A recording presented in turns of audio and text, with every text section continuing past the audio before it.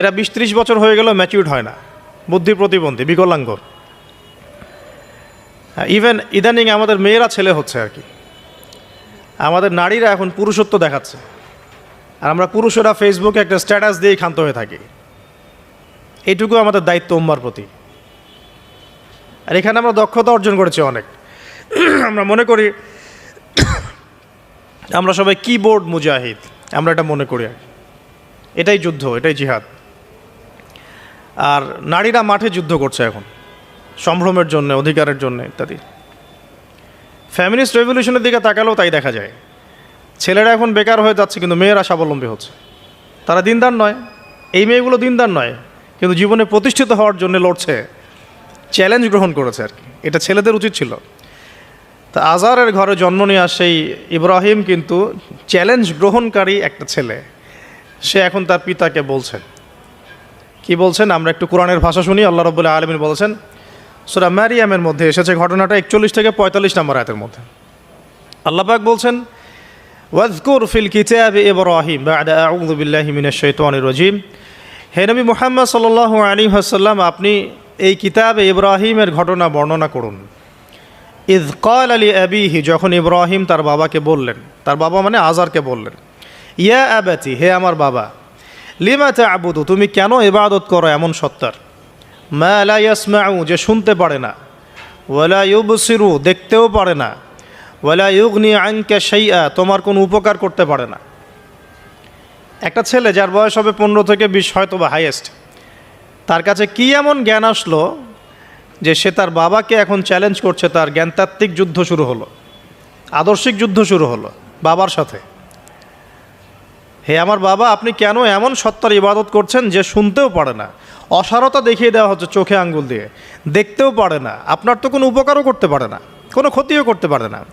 ওয়ালাম ইউগনি আনকা শাইআ, ইয়া আবাতি, হে আমার বাবা, ইয়া আবাতি ইন্নী আখাফু আন ইয়ামাসসাকা আযাবুম মিনার রাহমানি ফাতাকুনা লিশ-শাইতানি ওয়ালিয়্যা, হে আমার বাবা, আমি ভয় পাচ্ছি যে আপনার উপরে না আবার আল্লাহ পাকের গজব নেমে আসে এবং আপনি শয়তানের ওলি না হয়ে যান। ওলি মানে কি? বন্ধু, বন্ধু, শয়তানের বন্ধু না হয়ে যান। ইয়া আবাতি ইন্নী ক্বাদ জাআনি মিনাল ইলম মা লাম ইয়াতিকা ফাত্তাবি'নি আহদিকা সিরাতান সাওয়্যা। কি চমৎকার কথা! ছোট্ট ছেলেটা বলছে, হে আমার বাবা, আমার কাছে একটা জ্ঞান আসছে, জ্ঞান, আমার কাছে একটা জ্ঞান এসেছে যেটা তোমার কাছে আসে নাই। ফাত্তাবি'নি, তুমি আমার অনুসরণ করো। আহদিকা, আমি তোমাকে পথ দেখাবো। সিরাতান সাওয়্যা, সহজ সরল পথ দেখাবো তোমাকে। সন্তান বাবাকে নসিহত করছে। দেখুন, সন্তান বলছে, আমার কাছে এমন জ্ঞান এসেছে বাবা যেটা তোমার কাছে আসে নাই, তুমি আমাকে ফলো করো, আমার অনুসরণ করো, আমি তোমাকে পথ দেখাবো। Ego problem, ego. আজকেও যখন কম বয়সী কোনো মানুষ বেশি বয়সের কাউকে দাওয়াত দিতে যাবে, এরকম প্রবলেম ফেস করতে হবে। তার বাবা কি বলল, কেন ফেস করতে হবে আল্লাহ পাক সেটাও বলেছেন সূরা বাকারা। এটা এই সূরাটা সূরা বাকারায় বলেছেন, ওয়া ইযা ক্বিলা লাহু ইত্তাকিল্লাহ, কিছু মানুষ আছে যাদেরকে যদি বলা হয় আল্লাহকে ভয় করুন, আখাযাতহুল ইজ্জাতু বিল ইসম, তাদের প্রেস্টিজে লাগে। এক কথায় কি? প্রেস্টিজে লাগে, প্রেস্টিজ নষ্ট হয়। আখাযাতহুল ইজ্জাতু বিল ইসম ফাহাসবুহু জাহান্নাম, আল্লাহ বলছেন ওর জন্য জাহান্নামই যথেষ্ট। তো এখনকার সমাজে এই প্রবলেমটা আপনারা ফেস করবেন। যদি আপনার বয়স কম হয়, আপনার কাছে অনেক জ্ঞান থাকলেও মানুষ সমাজের নিতে যাবে না। আপনি ক্রিপ্টোকারেন্সি নিয়ে কথা বলছেন, এক শ্রেণীর ধর্মনেতাই আপনার পিছনে লেগে যাবে।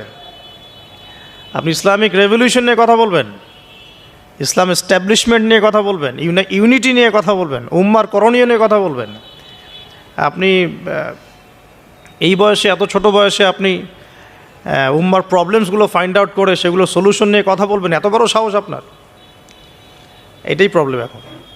অথচ চমৎকার একটা বিষয়, আমাদের সমাজে এগুলো দেখা যায়, অন্য কোথাও দেখা যায় না। কোনো ড্রাইভারকে জিজ্ঞাসা করবেন, কোনো ড্রাইভারকে জিজ্ঞাসা করবেন, তার স্কিল সম্পর্কে জিজ্ঞাসা করবেন যে আপনার স্কিল কেমন। একটা অ্যান্সার দেবে সে, আমি 10 বছর থেকে চালাই, বা 15 বছর থেকে চালাই, আমি 27 বছর থেকে গাড়ি চালাই। মানে তার এই বয়সটাই হচ্ছে স্কিলের মানে দলিল, সার্টিফিকেট। এখন এরকম চলছে দিনী অঙ্গনেও।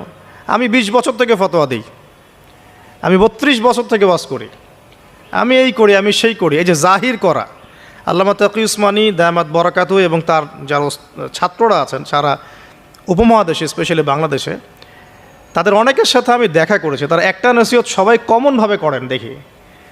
নসিহতটা করেন যে কখনো নিজেকে জাহির করবা না, কখনো নিজেকে জাহির করবা না, তাহলে আল্লাহ তোমার এলেম কেড়ে নিবে।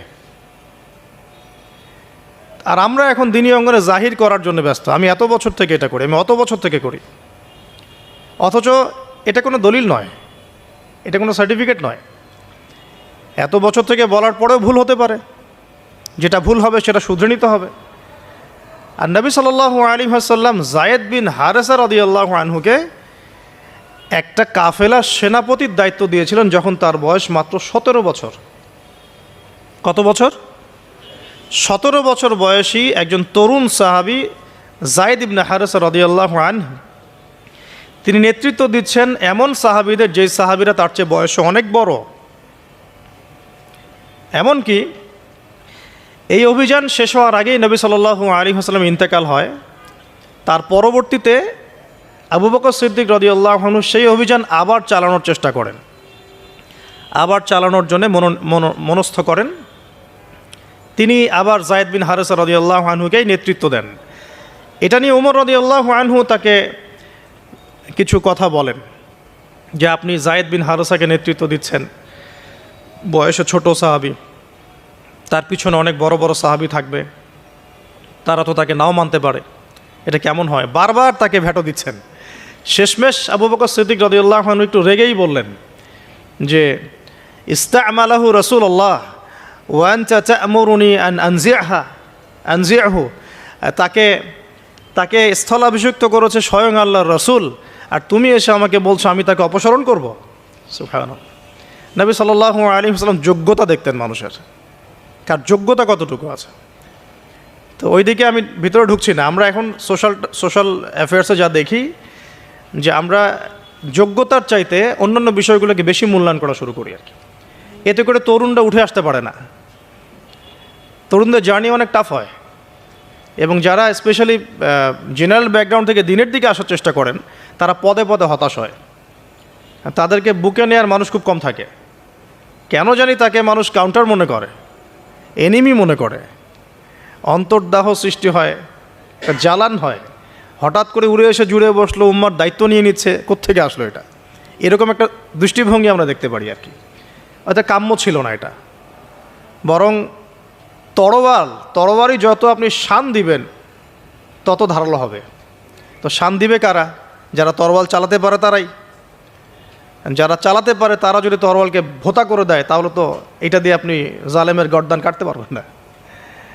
তো যাই হোক, আমরা বেশি হাই থটের কথায় না যাই।